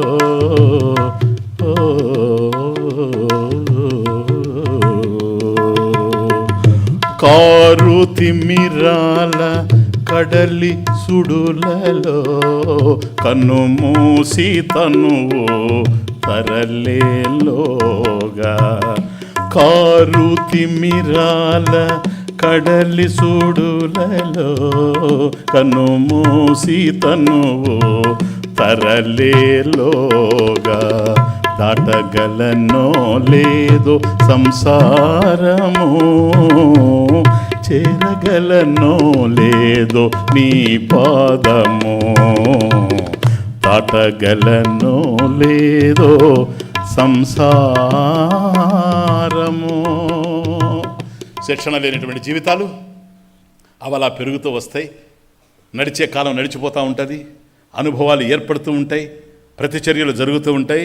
సాగిన కథలు మొదట బాగానే ఉంటాయి. ఒక దశ వచ్చేటప్పటికి మూగిన వ్యథలు. ఈ భావ దారిద్ర్యంతోనే శత్రువులు తయారవుతారు, పగలు తయారవుతాయి, ఈర్షలు తయారవుతాయి, ద్వేషాలు తయారవుతాయి, అసూయలు తయారవుతాయి, చుట్టుముట్టుతాయి, రకరకాలైన సమస్యలు ఉత్పన్నమవుతాయి. సాగిన కథలు చిన్నప్పటి నుంచి, మూగిన వ్యథలు, ఆగిన గాథలు. ఒక దశలో ఏం చేయాలనో తెలియదు, ఆగిపోతాడు. కానీ లోపల బాధల రేపిన బాధలు, ఆగిన గాథలు, రేపిన బాధలు. అలా ఎందుకు చేశానా? అలా ఎందుకు ప్రవర్తించానా? డబ్బు కోసం ఆ గడ్డెందుకు తిన్నానా? చేయవలసిన పనేనా అది? ఈరోజు చూడు నా జీవితం ఎట్లా ఉందో. నేను సంపాదించింది ఎవరైనా అందుకోగలరేమో కానీ, పంచుకోగలరేమో కానీ, నా దుఃఖాన్ని పంచుకునేవాళ్ళు ఎవరు? నా కష్టాన్ని పంచుకునేవాళ్ళు ఎవరు? నా హృదయంలో ఉండేటువంటి సంఘర్షణని, నా గుండెని పిండుతూ ఉందే, దీన్ని ఎవరు అందుకోగలరు? సాగిన కథలు, మూగిన వ్యథలు, ఆగిన గాథలు, రేపిన బాధలు, ఎచ్చటికే గుణో బ్రతుకేమౌనో. ఏమన్నా కావచ్చు, ఏమన్నా కావచ్చు. ఎప్పుడిది? చిన్నప్పుడు తెలియదు. చిన్నప్పుడు ఎవరికీ తెలియదు, అమాయకులు ఉన్నారు కనుక. చిన్నప్పుడు దుర్యోధనుడికి తెలుసా? చిన్నప్పుడు కంసుడికి తెలుసా? చిన్నప్పుడు కర్ణుడికి తెలుసా? చిన్నప్పుడు హిట్లర్కి తెలుసా? ఎవరికి తెలియలేదు. మంచిని వంచలేక నేను ఆత్మహత్య చేసుకోవాల్సి వస్తుంది అనేదే కనుక హిట్లర్కి అర్థమై ఉంటే అతని జీవితం ఆ విధంగా నడిచి ఉండేది కాదు. కాబట్టి ఇలా పెరిగినప్పుడు ఈ బిడ్డలు రేపు ఏమైనా కావచ్చు. ఒకడు దుర్యోధనుడు కావచ్చు, ఒకడు కంసుడు కావచ్చు, ఆ తల్లి లాలనలో, పాలనలో, శిక్షణలో అది కొరబడిపోయింది కనుక కర్ణుడు ఆ విధంగా తయారయ్యాడు. నిండు సభలో ద్రౌపదిని చీరలు తీసేరా అని అన్నది కర్ణుడు. అంత దౌర్భాగ్యపు మాట, అంత నీచమైనటువంటి మాట, వల్గారిటీ ఇట్ ఈస్. అటువంటి ప్రదేశంలో పుట్టాడు, పెరిగాడు కనుక అలా అయ్యాడని నేను అనుకుంటున్నా. ఓకే, కాబట్టి ఏదైనా జరగచ్చు. Just listen. అందువల్ల ఒక సహాయం ఏదైతే మనకు కావాలి అని కోరుకుంటూ ఉన్నామో, ప్లీజ్, మనకు ప్రేమలు ఉన్నాయి, మనం ప్రేమిస్తూ ఉన్నాం, అట్లాగే మనం ఇతరుల నుంచి ప్రేమల్ని ఆశిస్తూ ఉన్నాం. కొన్ని రావచ్చు, కొన్ని రాకుండా పోవచ్చు. వచ్చినా రాకపోయినా మనం పంచేటువంటి ప్రేమలు కానీ, మనం అందుకునేటువంటి ప్రేమలు కానీ ఒక దశలో ఇంకొక విధంగా కూడా మారచ్చు. ఒక వ్యక్తిలో క్రౌర్యం లేస్తే దానికి వెనక ప్రేమే ఉండొచ్చు. ఒక వ్యక్తి ద్వేషానికి పునాదిగా ప్రేమే ఉండొచ్చు. అదేంటి స్వామీజీ, ద్వేషానికి ప్రేమ ఎందుకు పునాది అవుతుంది? అంతే అవుతాయి, చూడకపోతే ఇక అర్థం కావు. ఏ ఇంట్లో అయినా అత్తకి కోడలకు ఉండేది ఇదే కదా. ఇప్పుడు అత్త కోడల ద్వేషం ఏంటిది? ఇంతమంది అత్తలు, ఇంతమంది కోడలు ఉన్నారు, చెప్పండి నాకు. అసలు అత్త కోడల కాన్ఫ్లిక్ట్ ఏందని అడుగుతున్నా. ఏంటో తెలుసా? అది ప్రేమ నుంచి పుట్టుకొచ్చింది. కోడలకి అత్త మీద ద్వేషం కావచ్చు, అత్త కోడల మీద ద్వేషం కావచ్చు. అత్త కోడల్ని ఎందుకు ద్వేషిస్తూ ఉందంటే అసలు లోతుకు పోతే సైకలాజికల్గా దాని వెనక ప్రేమే. ఎవరి మీద? వెదగవాడు ఫిట్ ఫర్ నథింగ్ ఫెలో, వాడి మీద. కాబట్టి నా బిడ్డ ఏంటిరా, చిన్నప్పటి నుంచి వాడిని పిలిచాను మమ్మీ. వాడి ఎంత డిప్లొమేట్ అంటే, కాఫీ ఇవ్వాలి కనుక భార్య వచ్చినంత వరకు మమ్మీ, ఆవిడ వచ్చేసిన తర్వాత ఆవిడ్ని సరళ, వారి యూజ్లెస్. ఇక్కడ ఇది అనుభవాలు. ఇప్పుడు ఆవిడ అనుభవాలు ఎట్లుండాయంటే, ఎవరి అత్త అర్థం చేసుకోవచ్చు. నా పిల్లవాడే కదా, ఇప్పుడు ఆవిడిచ్చినా కూడా వాడి కాఫీ వేస్తుంది కానీ కృష్ణాలు ఇవ్వదు కదా. తాగనివ్వండి, ఏమైంది? పోనీ ఇంకో టేస్ట్, నేను ఇచ్చింది ఇట్లా ఉంది, రేపు ఆవిడిచ్చింది ఎట్లా ఉందో వాడు వచ్చి చూపుతాడు. బాగుంటే అవే తాగుతాడు, బాగలేదనుకో అమ్మ నువ్వు పెట్టు అని అంటాడు. పట్టుబట్టే పెట్టిస్తాం. లేదు అదే బాగుండదు అనుకో, నా బిడ్డ బాగున్నది కదా తాగాల, కృష్ణాడు కాదు కదా. ఈ మాత్రం అవగాహన ఈవిడికి లేకపోయా. ఎందుకో తెలుసా? వీళ్ళమ్మ ఈవిడిని సరిగా పెంచడా. This is the problem. అర్థమవుతుంది? ఇది ప్రాబ్లం. అందువల్ల పిల్లవాడి మీద అంత ప్రేమ ఉంది కనుక, అరే నా కడుపులో 9 నెలలు ఉన్నాడు, బయట వచ్చిన తర్వాత 25 సంవత్సరాలు ఉన్నాడు, ఆ తర్వాత ఈ బెండకాయక చిక్కుడుకాయని కట్టాను నేను. ఎప్పుడు చిక్కుడుకాయ వచ్చింది రాగానే వీడు పోయేటప్పుడు, ఆఫీసుకు పోయేటప్పుడు అమ్మ వెళ్ళొస్తానే అని చెప్పేవాడు. ఇప్పుడు సరేలా వెళ్ళొస్తా, ఆవిడ కూడా వెళ్ళండి. ఏంటి అసలు ఇది? ఒక్కసారి నా ప్రేమనంతా ఆవిడ వైపు డైవర్ట్ చేసుకున్నది కనుక. కాబట్టి ప్రేమ, అండర్స్టాండ్, దీని వెనుక ప్రేమ, ఆడికి వచ్చేటప్పటికి అది కనుక విరిగితే ద్వేషం, ఒక్కో చోట ఇంకా హింస. ఇప్పుడు ఈ వారంలో జరిగినవి చెప్తున్నా మీకు నేను, ఇంకేంది కదా. భార్యని నరికేశాడండి, కారణం ఏదైనా కావచ్చు, తల తీసేశాడండి, ఊరేసి చంపేశాడండి అని అంటే వాడు ఎవడు? ఒక 3-4 సంవత్సరాలు వెనక్కి వెళితే మై డార్లింగ్ అన్నాడు కదా వాడు, కదా. నువ్వు లేని నేను బ్రతకలేను, వీడు లేని పూర్తి పాటలు, నా పాటలు కూడా అక్కడ పాడతాడు. నీవు లేక నేను లేని, నేను మాడింది ఆయన కోసం, వాడు ఇది తీసుకెళ్ళి కొంపలో పాడతాడు. అర్థమవుతుంది? My darling you are apple to my eyes. ఓరే ఇప్పుడు సార్ చిల్లి సార్ చెప్పవయ్యా. అర్థమవుతుంది? అంటే ఆ ప్రేమ అనుకున్నది జరగనప్పుడు అది హింసకు కూడా దారితీసు. ఆ జీవితాలు పోతూ ఉండేవి. ఇంత భయంకరమైన వాతావరణాల్లో వస్తున్నాను అసలు పాయింట్కి. మంచి మలుపు తిరుగుతుంది ఇక్కడ, వినండి. నాకే చాలా ఇంట్రెస్టింగ్గా ఉండదు. పాయింట్ వస్తుంది తమాషా. ఇటువంటి భయానక పరిస్థితుల్లో, ఇంత నిస్సహాయ స్థితిలో బిడ్డ ఎట్లాగైతే చేతులు అందిస్తూ ఉందో పైకి ఏడుస్తూ, ఎందుకో తెలుసా? తను అభద్రతలో ఉన్నానని తెలిసిన నంబర్ 1, నాకు సహాయం కావాలి అని నంబర్ 2 అని ఏడుస్తూ అభద్రతను వ్యక్తం చేస్తూ ఆ సహాయం ఎవరిస్తారో వాళ్ళ కోసం ఇటు చూచి అటు చూచి అటు చూచి ఇటు చూచి అటు చూచి అటు చూచి తీరా దగ్గరకు వచ్చి ఇస్తాననేటప్పటికి ఆహా అని నీ సహాయం నాకు అవసరం లేదు, నీ మీద నాకు నమ్మకం లేదని ఇలా ఉన్న బిడ్డ తల్లి రాగానే చేతులు అందించేస్తుంది.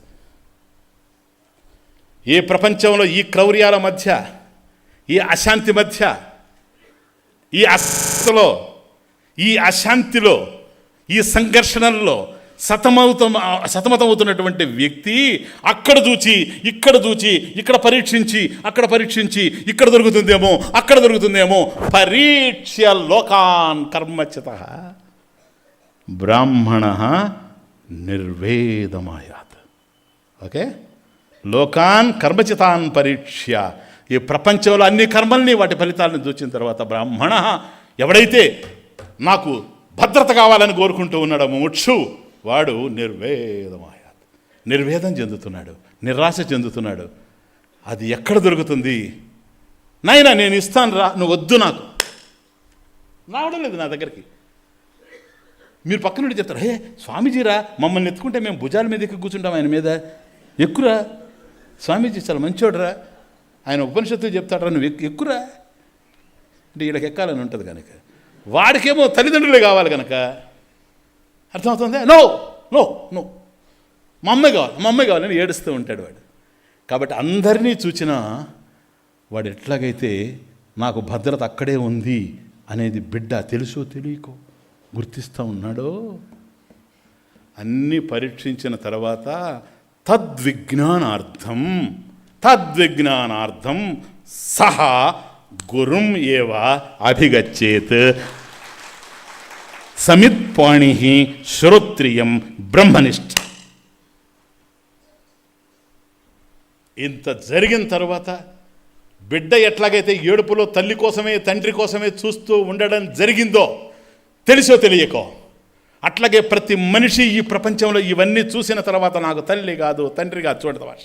ఇంతకుముందు నేను కాదు ఆయన కాదు, తల్లి కావాలి. ఇప్పుడు తల్లి కాదు తండ్రి కాదు. ఎందుకని? ఈ రోజున్న తండ్రి లేకపోతే ఎట్లా, ఈ రోజున్న తల్లి లేకపోతే ఎట్లా రేపు అవగాహన వచ్చేసింది.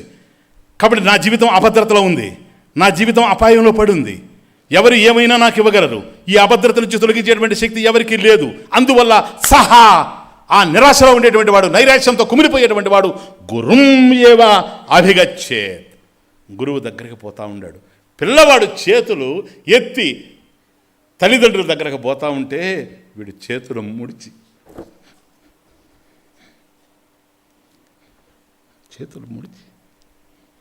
గురువు దగ్గరకు పోతున్నాడు.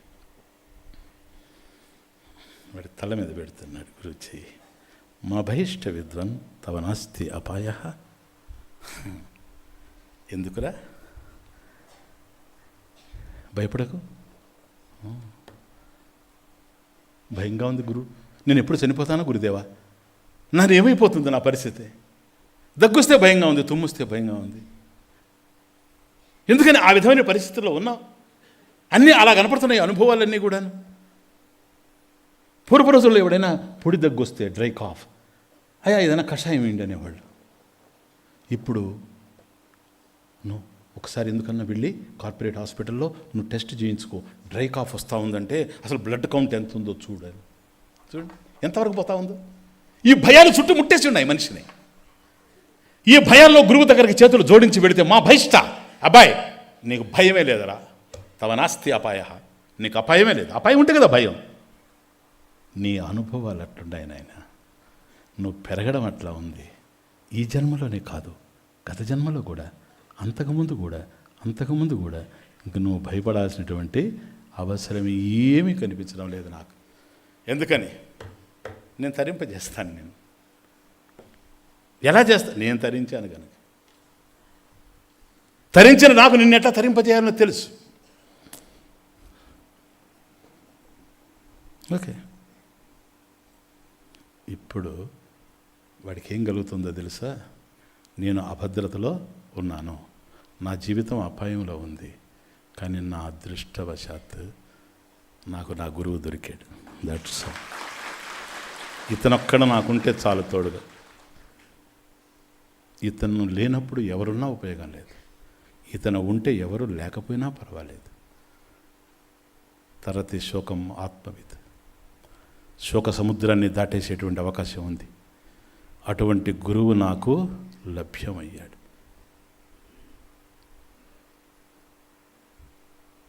నేను అభద్రతలో ఉన్నానని తెలుసు, నన్ను రక్షించే శక్తిమంతుడు ఇతను అని కూడా తెలుసు.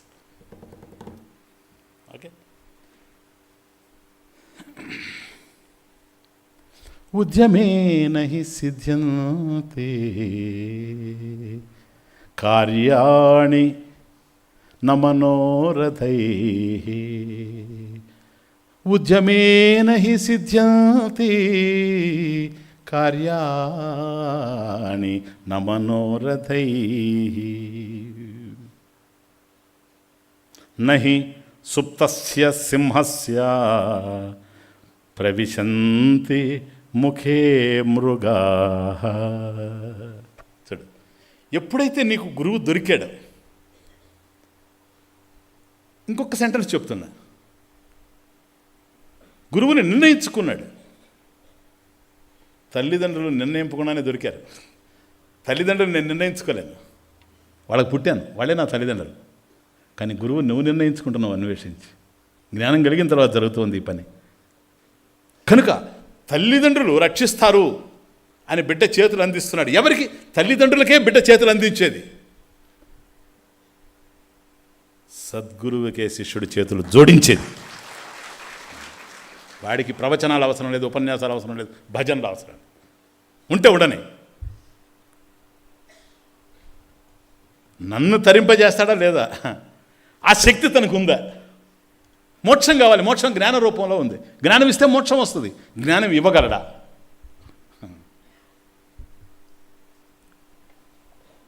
అందరు ఇచ్చినట్లే కనపడతారు. వరుసగా కనుక ఓ ఛానల్లో కనుక 40 రోజులు మాట్లాడమంటే 5 రోజులు అయిన తర్వాత వచ్చిందే వస్తుంటుంది, ఇంకేముండదు. ఎందుకని? ఏది సార్ జ్ఞానం? అందువల్ల ప్లీజ్, బిడ్డ ఎట్లాగైతే తల్లిదండ్రులను ఎన్నుకుంటూ ఉన్నాడో, శిష్యుడు సద్గురువునే ఎన్నుకుంటూ ఉన్నాడు. ఎన్నుకున్నాడు అనుకోండి, ఆ తర్వాత ఏంటి? నాకు గురువు దొరికాడు. ఓకే, అంతకుముందు నేను అభద్రతలో ఉన్నావు. ఇప్పుడు గురువు దొరికాడు. ఇప్పుడు ఏంటి? భద్రతలో ఉన్నా. ఎవరు చెప్పారు నీకు? ఆయన దొరికితే నువ్వెట్లా భద్రతలో ఉంటావయ్యా?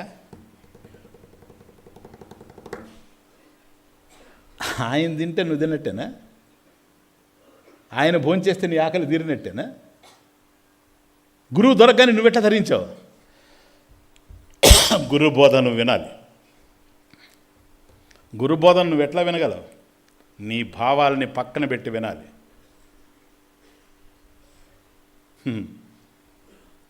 నీ అనుభవాల్లో నుంచి పుట్టినటువంటి భావాలు వీటికి సరిపోవు. దీనికి మీరు నేనే సాక్ష్యం. లౌకికంగా ఏవైతే సత్యాలు అనుకుంటున్నావో అవన్నీ అసత్యం కాదు అని యజ్ఞాల్లోనూ శృతి మందిరంలోనూ నేర్చుకుంటున్నాం. సహేతుకంగా నేను చెప్పేది, ఊరికే మూర్ఖంగా మౌఢ్యంగా బిలీఫ్ సిస్టమ్ కాదు, నాలెడ్జ్, జ్ఞానంతో తెలుసుకుంటూ ఉన్నాం.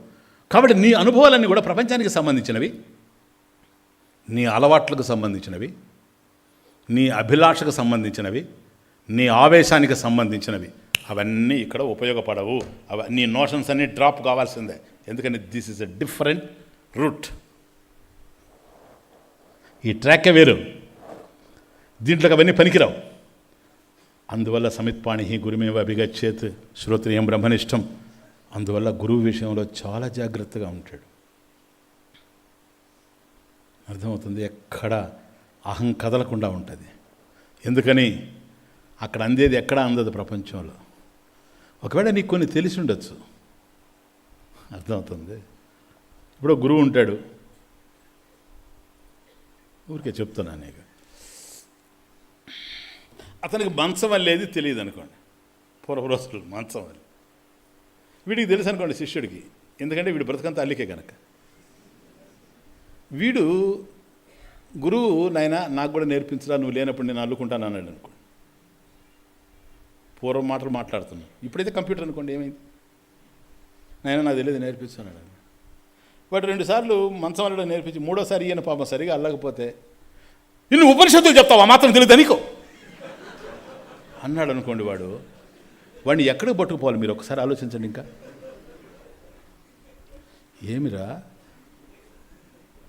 మంచం అల్లేది 4 కదా దానికి కోళ్ళు, మంచానికి 4 కోళ్ళు కదా, 4 ఎత్తుకొని పోవడానికే కదా.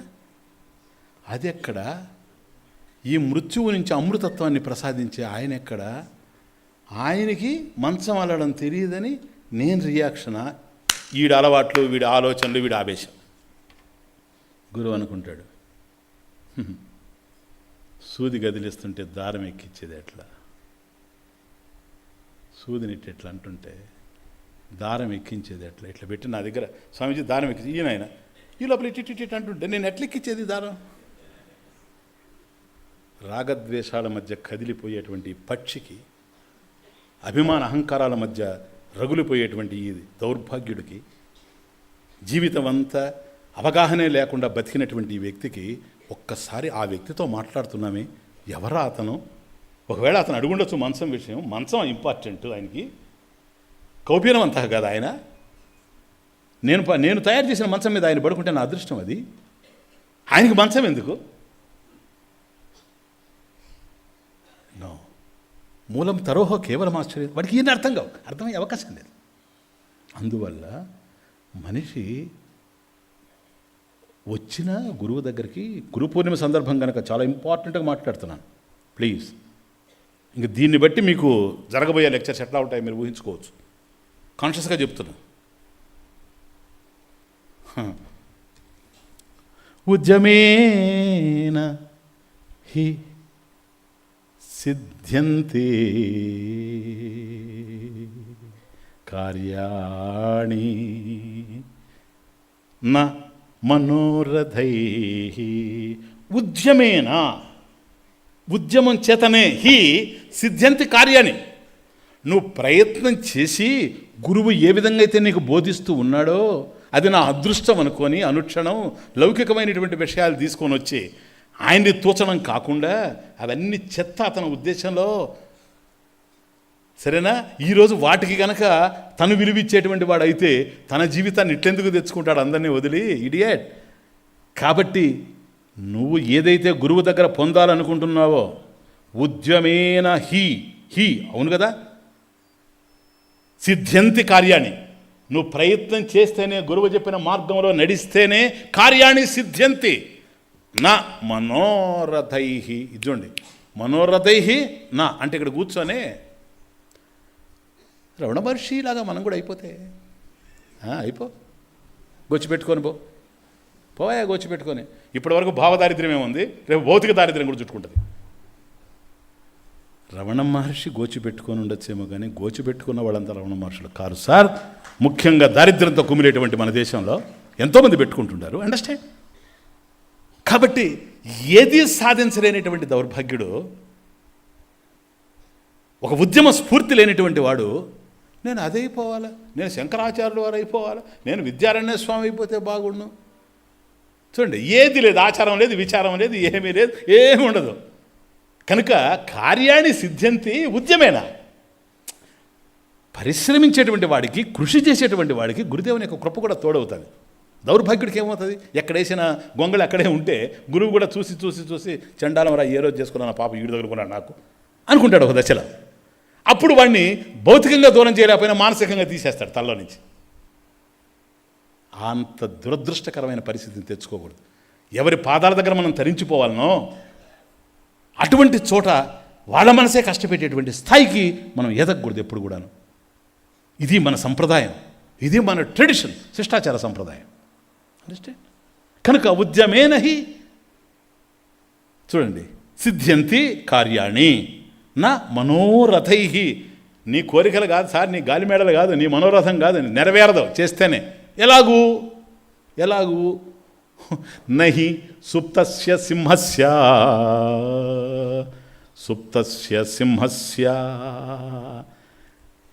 సింహం నిద్రపోతూ ఉంటే నోరు తెచ్చుకొని, ఈ బ్యూటీ శాస్త్రం. నహి సుప్తస్య సింహస్య ప్రవిశంతి ముఖే మృగాః. ఓ సింహం అది ఉన్న చోట ఉండి ఓ గుహలో అది నోరు తెరుచుకొని నిద్రపోతుంటే మృగాలన్నీ వచ్చి దాని నోట్లోకి వెళ్తాయా? నహి, ఎళ్ళవు.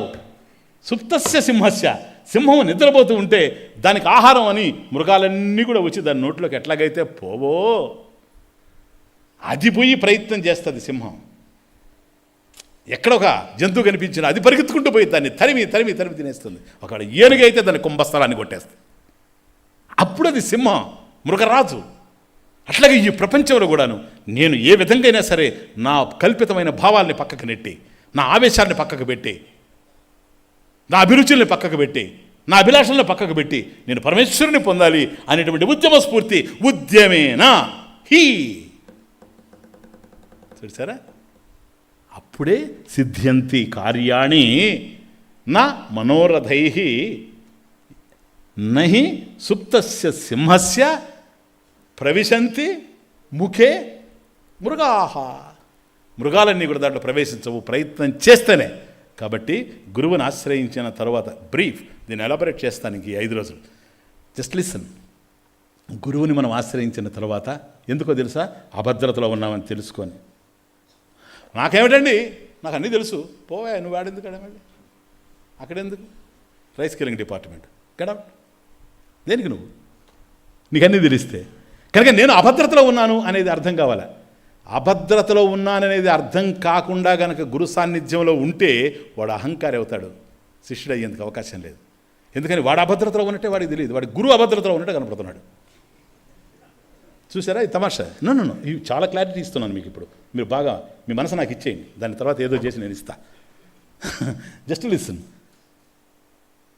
వీడు అభద్రతలో ఉండేది అది గుర్తించాలి ఫస్ట్. రెండవది అకుంఠితమైన విశ్వాసం. చిన్న బిడ్డకు ఉంది సార్, సైకలాజికల్గా చూస్తే చిన్న బిడ్డకు ఉంది కదా, తను అభద్రతలో ఉన్నదని తెలిసి ఏడుస్తూ ఉంది. గురువు తల్లిదండ్రులు తప్ప ఎవరు రక్షించేవాడు లేదని చేతులు ఎత్తుతా ఉంది. నువ్వు అభద్రతలో ఉన్నావని నీకు అర్థం కావాలి. అర్థమైన తర్వాత నన్ను రక్షించేవాడు గురుదేవుడు ఒక్కడే అనేది నీకు తెలిసి రావాలి. కాబట్టి నువ్వు అభద్రతలో ఉండాలని తెలియాలి, నంబర్ 1. నంబర్ 2, నువ్వు సహాయం అవసరమైంది కాబట్టి నీకు ఎవరి దగ్గరికి అయితే నువ్వు వెళ్ళావో అతడు నిన్ను ఉద్ధరిస్తాడు. శక్తిమంతుడు, జ్ఞానవంతుడు, అతని యొక్క అమృత హస్తాలను నువ్వు తరించిపోతావు అనేటువంటి అకుంఠిత విశ్వాసం నీకుండాలి. శాస్త్రస్య గురువాక్యస్య సత్యబుద్ధి శ్రద్ధ. వీడు శ్రద్ధ కలిగిన వాడు.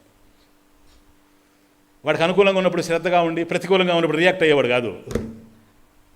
అర్థమవుతుంది? ఇప్పుడు శాస్త్రస్య గురువాక్యస్య సత్యబుద్ధి, గురువు ఏది సత్యం లేదా ఇంకో గురువుని చూసుకో. Only 2 things. అగ్ని కణాలు లాంటి మాటలు మాట్లాడుతున్నాను.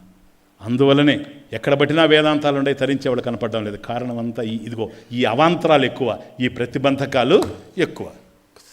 కాబట్టి నువ్వు ప్రయత్నం చేయకపోయినా గురువు బోధించే మార్గంలో తరించే అవకాశం లేదు. నువ్వు ప్రయత్నం చేసినా గురువు మీద విశ్వాసం లేకపోతే కూడా తరించేటువంటి అవకాశం లేదు. చిన్న ఆశ్రమం, గురువు ఉన్నాడు లోపల, వాళ్ళు వీళ్ళు వచ్చి పోతున్నారు. అక్కడికి ఒకడు వస్తున్నాడు. వీడెవడో తెలుసా? వీడొక అహంకారి. ఒక రకంగా చూస్తే సాధకుడే. మళ్ళీ ఇటువంటి తమాషా, క్రిటికల్ క్యారెక్టర్ నేను ప్రజెంట్ చేస్తాను. సాధకుడే, భక్తి ఉంది, ఏదో శాస్త్రాలు అవి ఇవి అన్నీ చదువుకున్నాడు, ఏదో అయింది.